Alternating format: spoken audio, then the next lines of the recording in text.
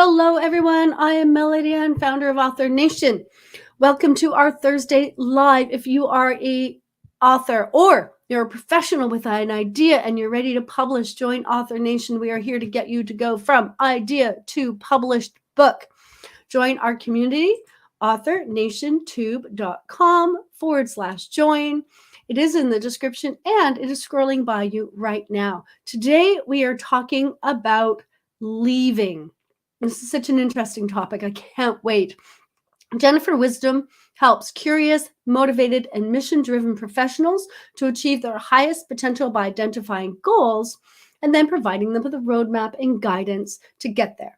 Jennifer is a former academician who is now an author, consultant, and speaker. Her book, Millennials Guide to Work, has been highly praised. On her podcast, Millennial Wisdom, she speaks to millennials about topics that matter to them. She has worked in complex healthcare, government, and educational environments for 25 years, including the US military, working with nonprofits and educational environments. As a faculty in higher education, pardon me. She is Intrepid Adventurer based in New York and in Portland, Oregon, two of my favorite cities in the United States, along with San Francisco. Let's welcome Jennifer. Hi, Jennifer. How are you today? Hi, I am great, thanks. How are you doing? Fabulous. I'm fabulous. Thank you very much. So are you a leaver or a stayer? I'm definitely a leaver. Definitely. Okay. Interesting. I can't wait to get into this topic. I think this is such an interesting topic.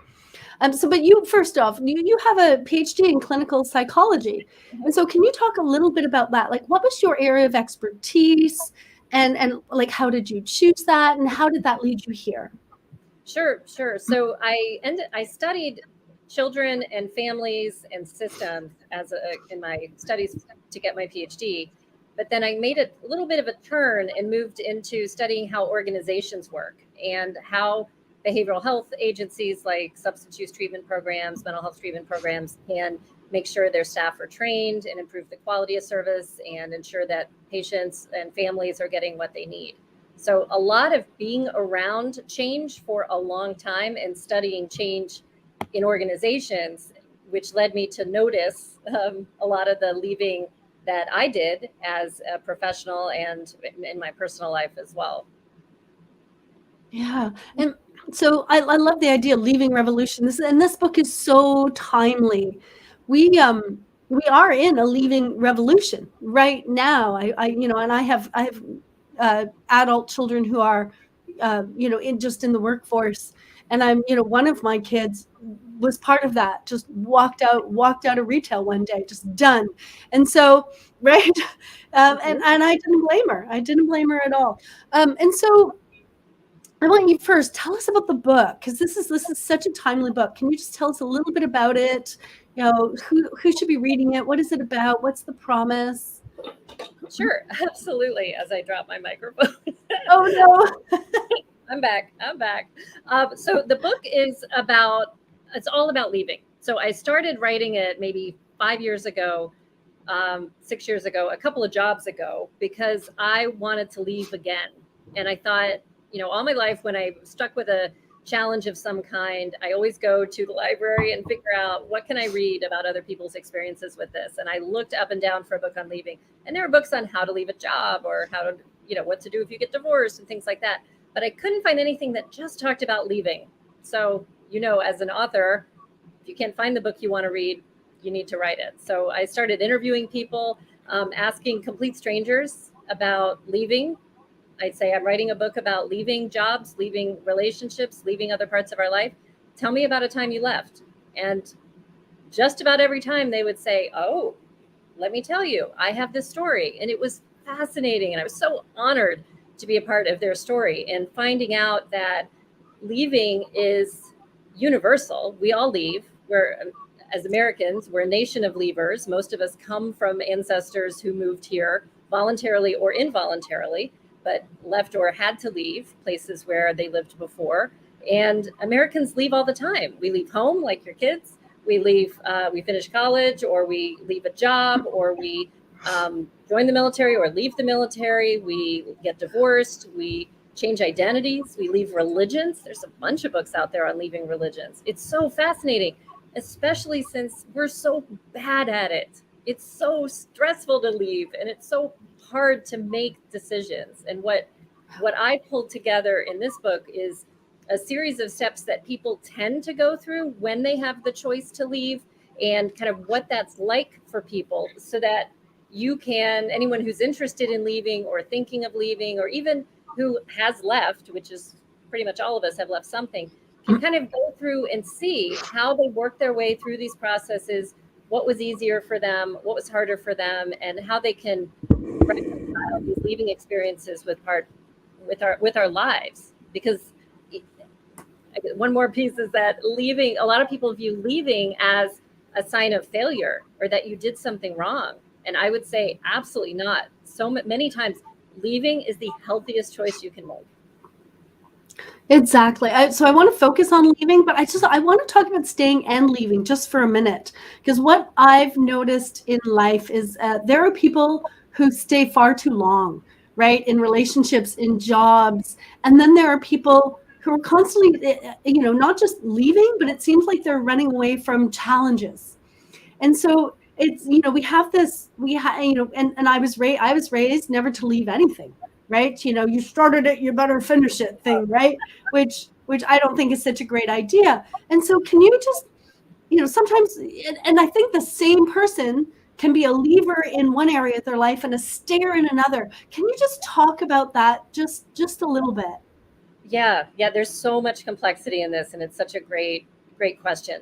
So in these different areas of our lives, we choose to stay or we choose to leave. And of course, there's all kinds of contingencies, like leaving a job. We may have rent or a mortgage or kids or retirement or other kinds of things we have to think about. And I should clarify, I am not advocating that everyone just up and leave everything. That would be chaos, and that's not what I'm advocating. So we may have different feelings and different experiences associated with those different areas in our life. So part of what I found as I'm reading this book, I went into it and started it knowing I'm a leaver, but as it turns out, it's more complex with that. I'm a job leaver, I'm a house leaver, but I'm a relationship stayer, and I would say overstayer. I tend to stay too long in relationships, and when I think back on relationships that I've had, probably the last half of them, I probably knew it was time to go, but stayed anyway.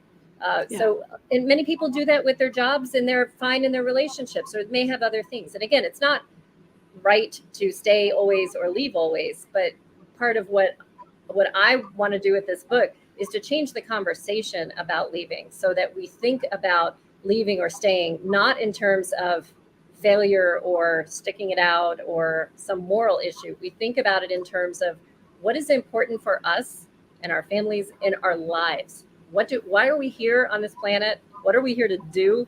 And would leaving or staying support that or hinder that? That's what this is. That's amazing. I love the complexity of it, right? It's just really interesting. And Caitlin is listening in and also loving it. Thank you, Caitlin, for listening in today. Really appreciate that. So about the leaving revolution, why is leaving so challenging? I think, let's say, so somehow, I don't know how, I got this perspective that once you hit some magical age, in my head it was 30, then everything settles.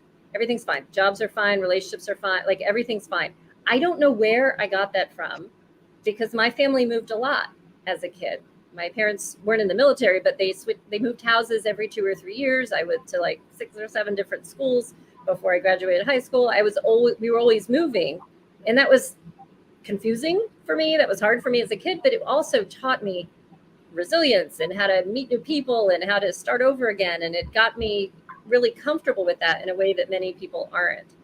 So I think if you have that experience of moving a lot, you may continue to move a lot like I have, or you may decide, I'm going to stay. I didn't like that. I want to just stay.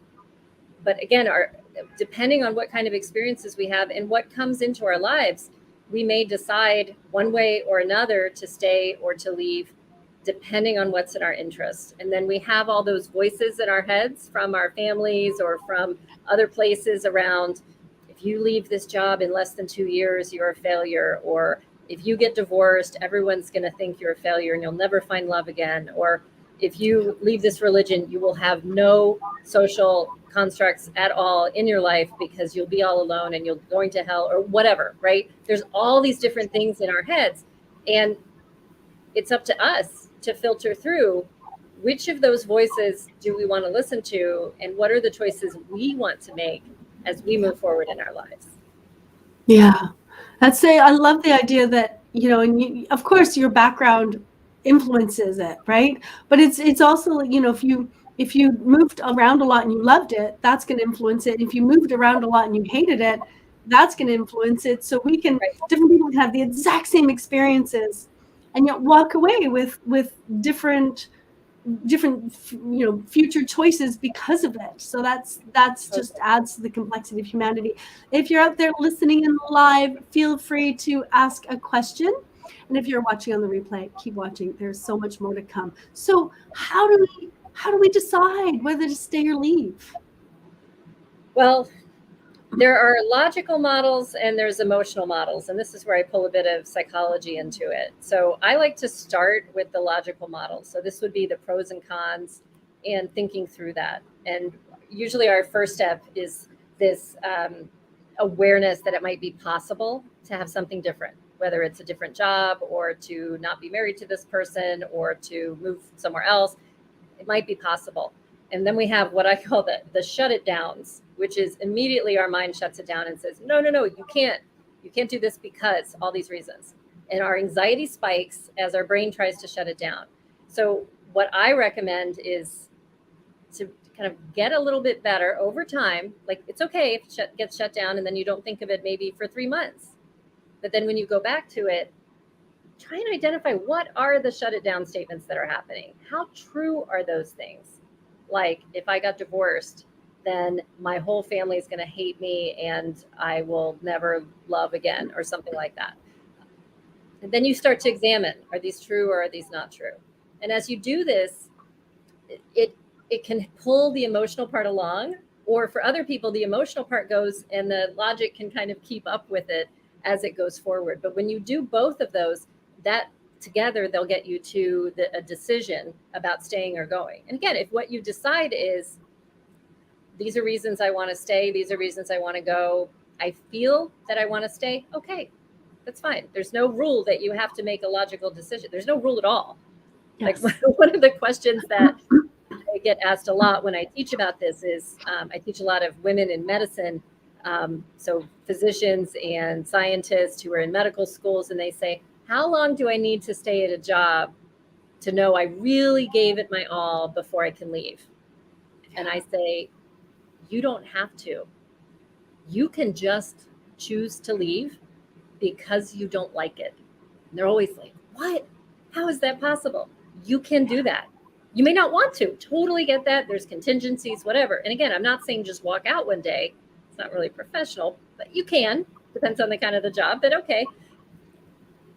But you don't have to prove yourself. You don't have to try every single thing. You don't have to completely deplete yourself before you're allowed to leave.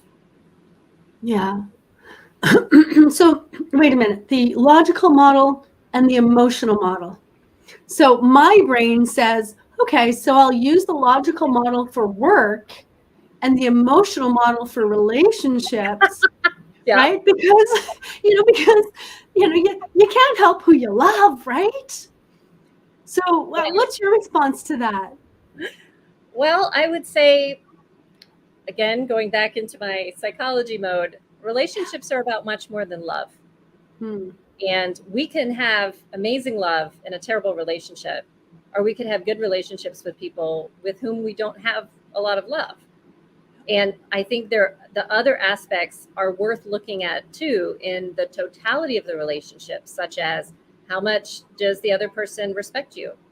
How much do you have shared decision making? How much do you feel cared for? How much do you know that person would take care of you or help you if you needed it? How much does that person not put you down in front of other people? Yeah. You can love all kinds of people. But if someone treats you poorly or it's not working for you for any reason, you don't have to stay. And again, I say that and I know people, excuse me, people are in different family situations or different religious situations or whatever, where they say, no, you don't understand. I cannot get divorced. That's a little bit different, but for most of us, we can choose to do that. Yeah, absolutely. Absolutely. Thank you for that, because I feel that, it can be really challenging for people to apply that logic to relationships. Right. So that's good. And I understand how hard leaving can be, especially when there's love involved, or maybe not even love, just that bond, right? There's this deep bond, of familial bond, for example, right? Yeah. Leaving family can be incredibly difficult. I know this because I've done it. I walked away from the father side of my family because they're a bit too chaotic for me.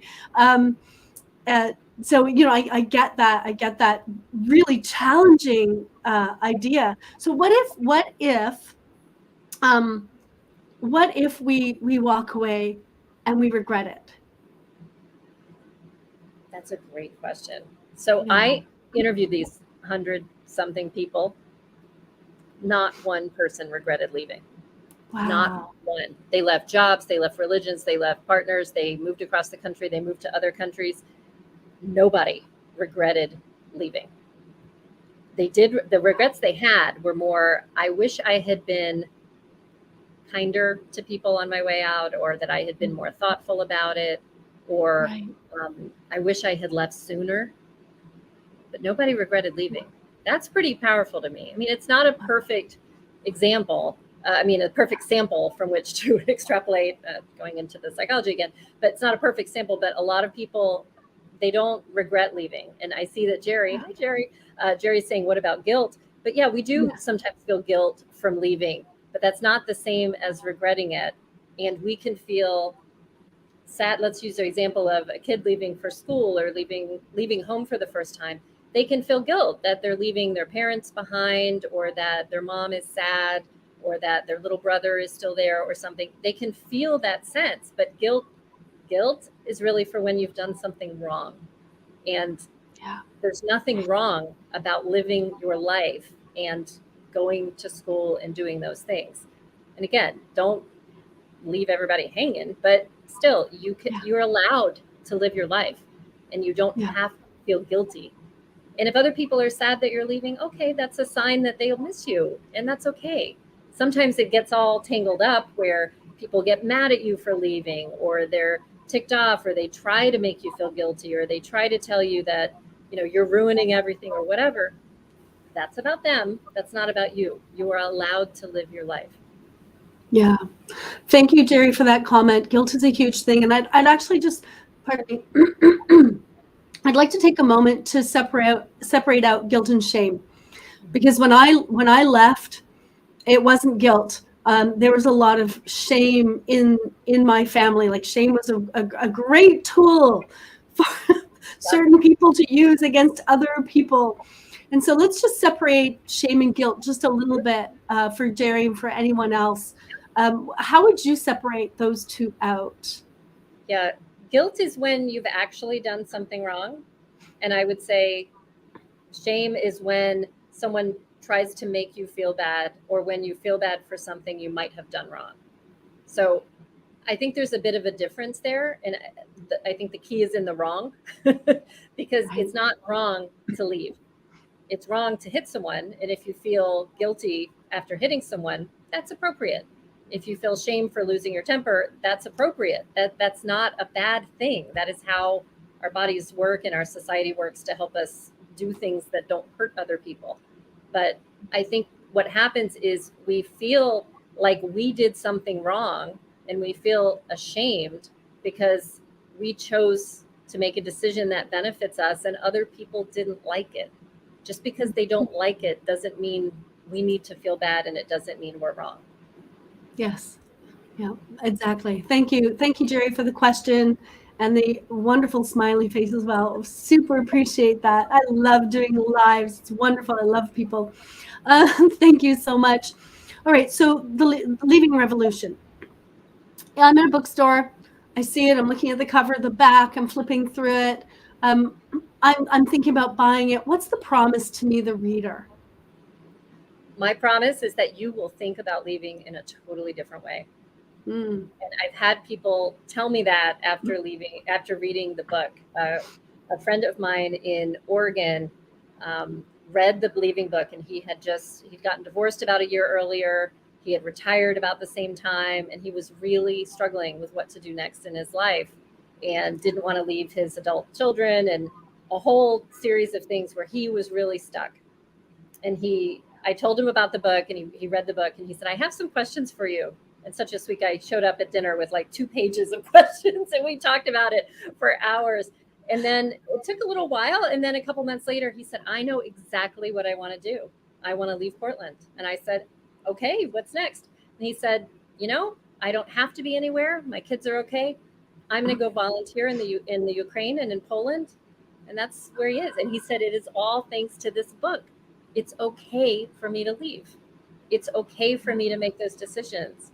And it's worth it. It's all worth it just for that. And other people have shared stories similarly where they think about leaving differently. And if people feel less guilty, if people feel less ashamed, if people feel empowered to make a decision to leave something that is not serving them and that is not working for them, and they can do so in a way that's respectful and kind to others and to themselves, my work is done here. Yeah. And that brings up an interesting point. I think sometimes when we're thinking about leaving, all we see is the edge of the cliff, and there's nothing on the other side. And so we feel like leaving makes us empty, like there's nothing to go to. And so the whole idea of leaving, like if we think about the word leaving and what it means, there's this part of the meaning seems to be like going into nothing, right? And that's actually not true. Leaving doesn't mean walking off the cliff like Wile E. Coyote and then realizing there's nothing beneath you and falling, right? It's not actually what it means. So can you just address that idea, this idea we have of leaving, which seems to mean going into nothing? Right. So some people want to have their next thing lined up before they leave the first thing. So a great example of this is jobs. You look for a job when you still have a job, you line up your new job, and then you leave your old job. That gets a little trickier with things like relationships because that's generally considered in bad form to do that, to have your next partner lined up before you leave your first one. Although some people do that. I think, to me, the really brave part of leaving is being willing to go into that abyss and to say to yourself, I don't know what's going to happen. I don't know if this is going to work out, but I know I will be better for having tried it. Yeah. And this thing that I'm leaving, I need to leave no matter what is ahead of me. I know that's not right. So I'm willing to take that step. Yeah. And of course, as you're leaving, you can, set things up differently. So you have the next job, or you have this, you don't know the job's going to work out, but you could set it up to have more or less structure about that. But that sense of it will have been worth it, that's the key. Yeah. That's so interesting. It's helping me. I remember telling my kids, because they're older now, that at one point I'm going to leave where I am. It's like I'm going to go somewhere else, and I don't know where yet. So I can't leave until I figure out where I want to go. But I have this sense of wanting to I don't know, adventure, or travel, or leave, or go somewhere. Now I've raised my kids. I can live wherever I want. But in point, one needs to know where they're going when they leave their home, right? Well, I just don't want to go to the street, right? Yes and no. I mean, for many people, the idea of, say, selling their house, putting their stuff in storage, and then driving off into the sunset, that is terrifying, and that's too much of an abyss. I get that. It's okay.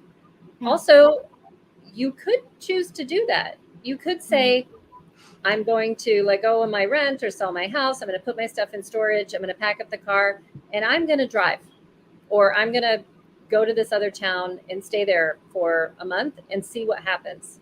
Or I'm going to do all that and then start looking for what's next.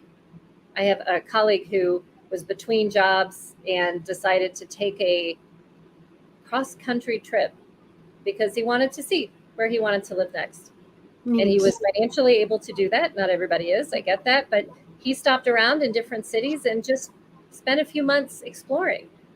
And he could tolerate that. Again, a little bit fewer things, didn't have kids in school, didn't have, a mortgage, things like that, but could totally tolerate that and had an amazing time and said it was enormously useful and just an adventure of a lifetime.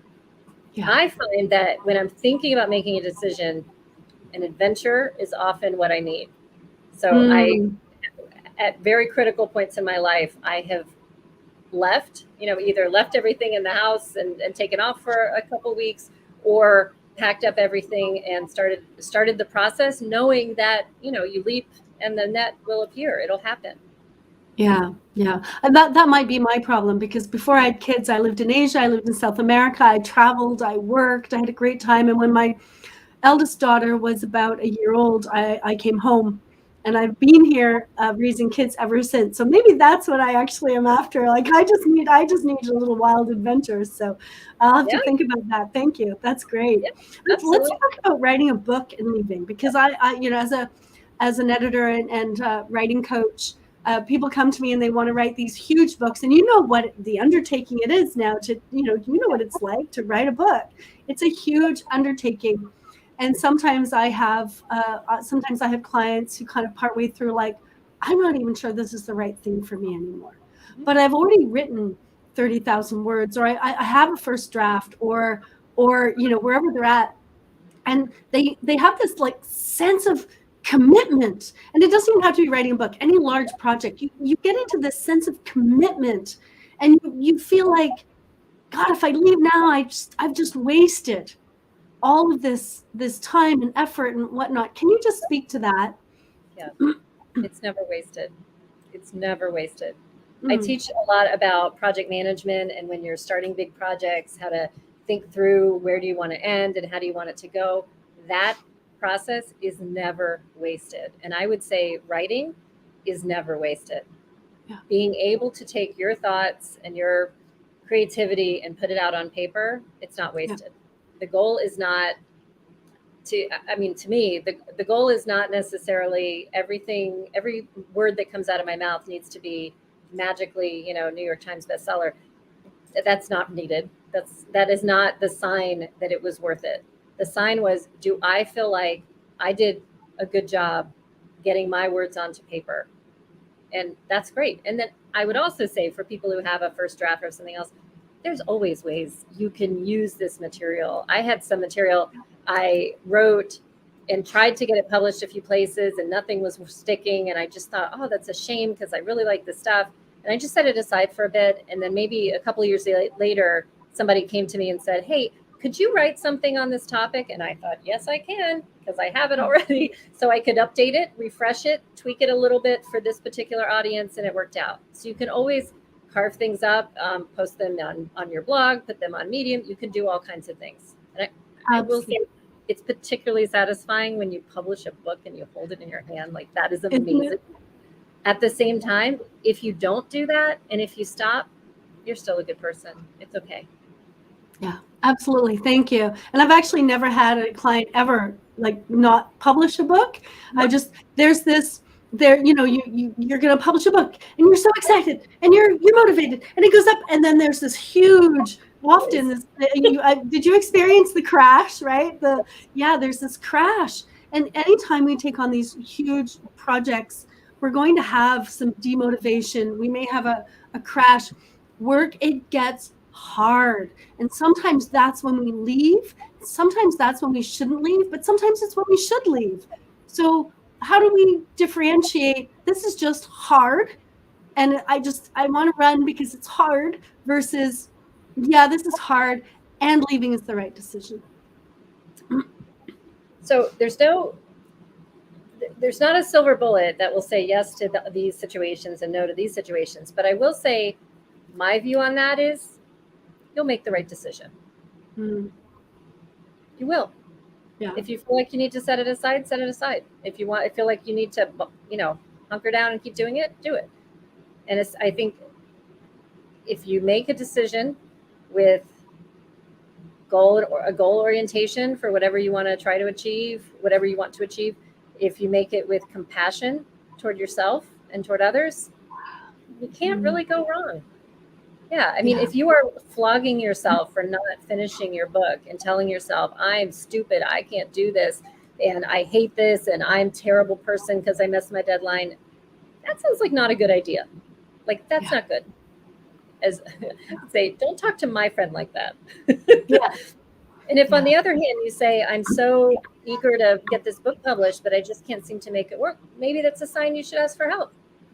Or talk to other people and say, hey, what do you do when you're really stuck? How do you know? What do you think? And I've had amazing doors open up when you do that kind of discussion and you're willing to ask for help. You know, the answer isn't you have to do every single thing yourself in order for it to be a valid achievement.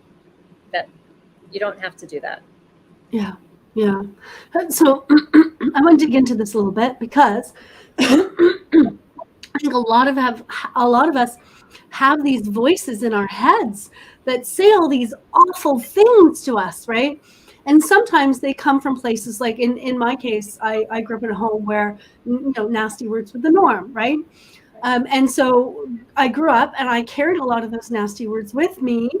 And I realized at one point in my life, I was really, really good to everyone else because I knew what it was like to be verbally beaten up all the time, right? But I didn't extend that to myself. And I think there are a lot of people in the world who, and not just because you grew up in a home where nasty words were the norm, it could be for a variety of reasons. It could be, something else in your life, or just media, right? But and then we feel like, quitters are losers, right? And so, but quitters aren't losers. And so if you're midway through a book and you realize, look, there's another project I really love and I want to do that better, how do we shift to that, knowing that we really want to do that and still maintain that compassion and get that, like, that angry, nasty voice out of our head? Yeah.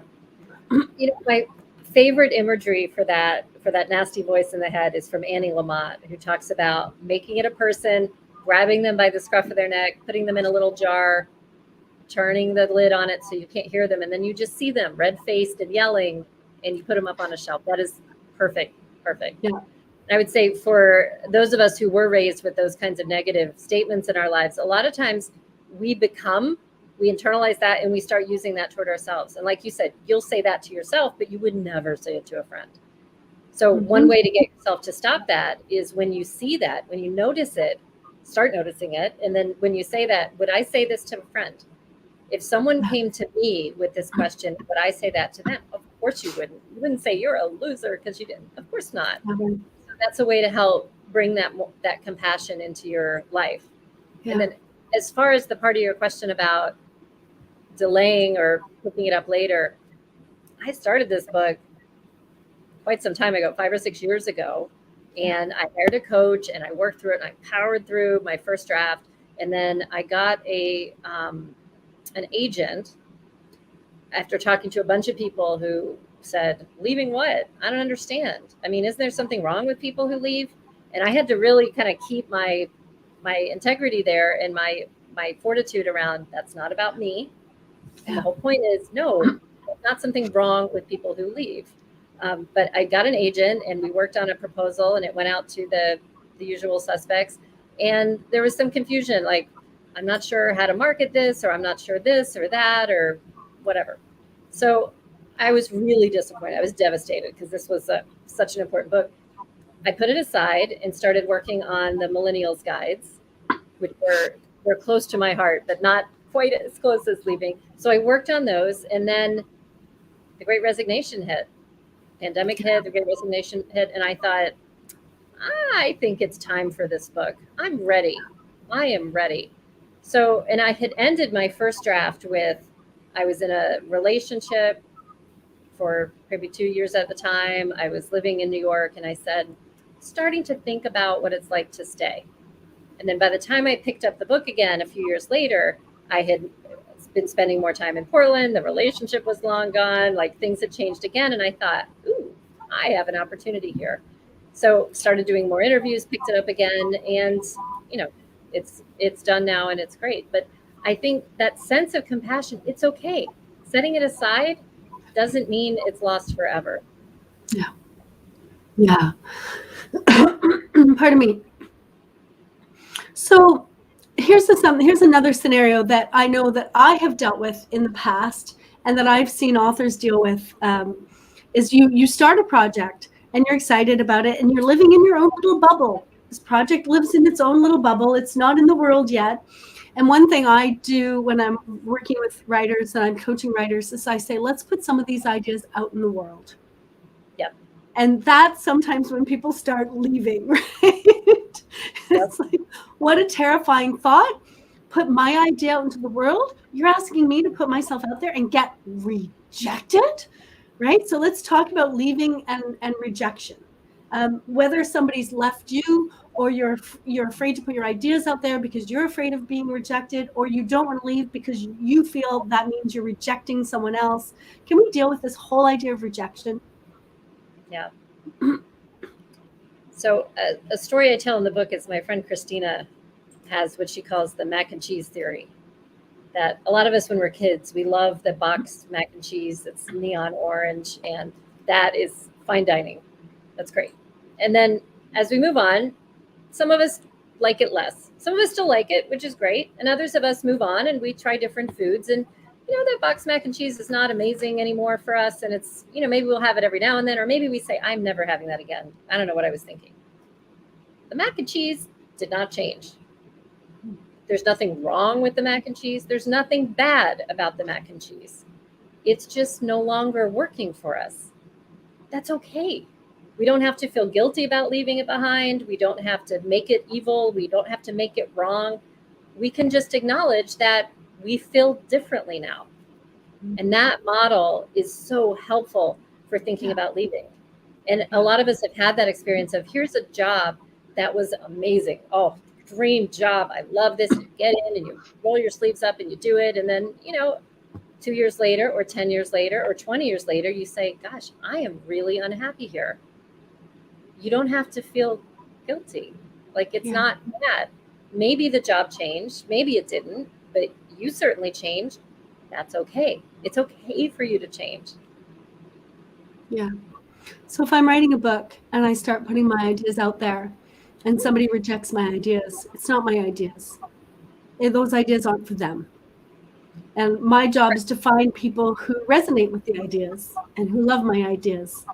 My ideas are for them. Right. One thing I have seen from spending a lot of time looking at Amazon books, looking in libraries, I grew up in libraries, love libraries, is takes all kinds. There are books I don't want to read. Doesn't mean they're not a good book. It could be an amazing book, but it's not my thing. And that's okay. Your ideas are not going to be for everyone. Yeah. Yeah. That's okay. As long as you have, to me, as long as there's compassion and caring as you're taking care of yourself, you're not deliberately trying to hurt other people. Yeah. It doesn't matter if only 2 people read your book or 1 person reads your book. Yeah. Maybe only your mom reads your book. That's okay. You got it done. It's okay. Yeah. Yeah. Yeah. And we can take that idea and say, my personality isn't for everyone, right? So if somebody doesn't want to date me, it's not about me. It's just, I'm not for them or whatnot. I just want to extend that out a little bit because, you know, people can really take things personally. And one thing I've learned in life, it's not really about me. In fact, what I kind of, you know, I've come to the point, it's like, it's almost never about me. Really, I'm not that important. I finally figured this out. It's not about me. Excellent. Have we missed anything? What's that? Have we missed anything? Anything important about leaving that we haven't touched on? Yeah. Have we missed anything at all? Well, I did want to mention, as you're talking about, it's not about me. People's responses to our leaving are about them. So when I'm leaving a job, for example, when I've left a job, some people would say, and you'll probably all resonate with this, some people would say, take me with you. I hate this place too. Okay. Some people would say, oh my God, how can you leave here? It's amazing. Some people would say, I could never do that. some people, when I left a job once, someone said, "How will you pay your mortgage? How will you survive?" And I thought, like, oh, I'm already worried about that enough. I don't need you telling me this. But that it's not about me.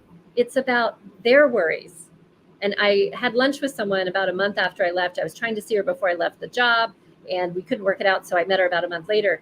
And she said, "Oh, I'm so happy to see you. I was worried you were on the side of the road in a ditch somewhere." And I said, "What? Like, is that what you think of me?" And she stopped and said, "No. Oh, no, I didn't think that you weren't going to be successful. I was just worried." And I said, "Well, how long have you been at this place?" And she said, "Oh, 30 years. I would never leave."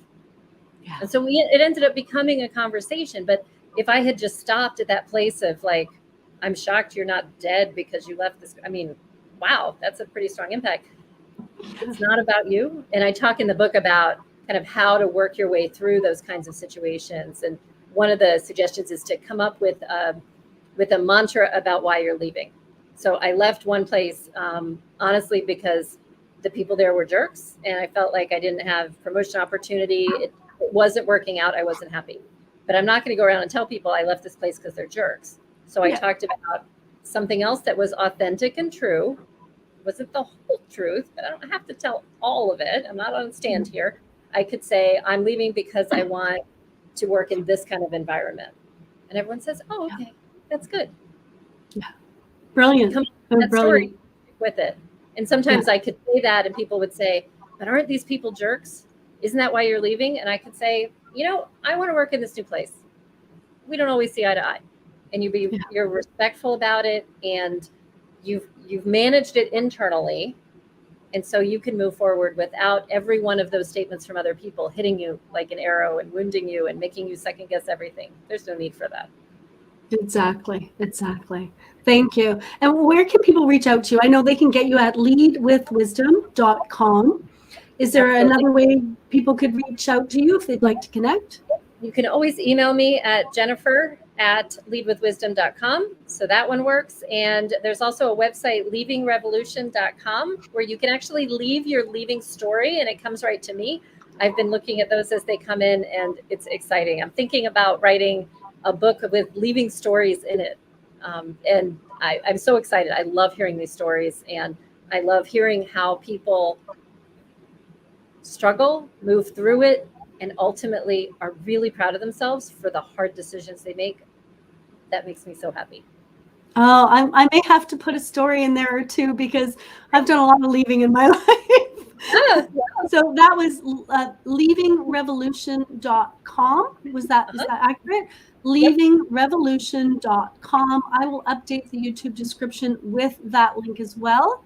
So if you have a leaving story, I encourage you to go there and add your leaving story. I know I am, because I've got some great leaving stories. I've left an entire family. I left the workforce to look after my mom with dementia and was told I'll never make it back in. I have some great leaving stories for you, so I'm going to do that. Jennifer, I was going to ask you what you're working on next, but it sounds like you're working on a follow-up to the Leaving Revolution. I am. There's been a lot of interest in leaving and helping. I'm really fascinated with how people leave and how to make that process better. And the Great Resignation is showing no signs of abating. It's continuing. People are making a lot of shifts, and I'm really interested in continuing to look at that. I think it's so exciting. I can't wait. It's a book I want to read because I'm very good at leaving. I might be too good at leaving. I'm not sure. So it's something I'll have to think about in my life still. No such thing as being too good at leaving. Yeah, thank you. Thank you so much for watching us all the way through and not leaving. Everyone out there watching us right now, really appreciate it. Next week, we'll be talking to a professor who is going to help you write with amazing accuracy. Until then, thank you very much for joining me, and I'll see everyone next Thursday.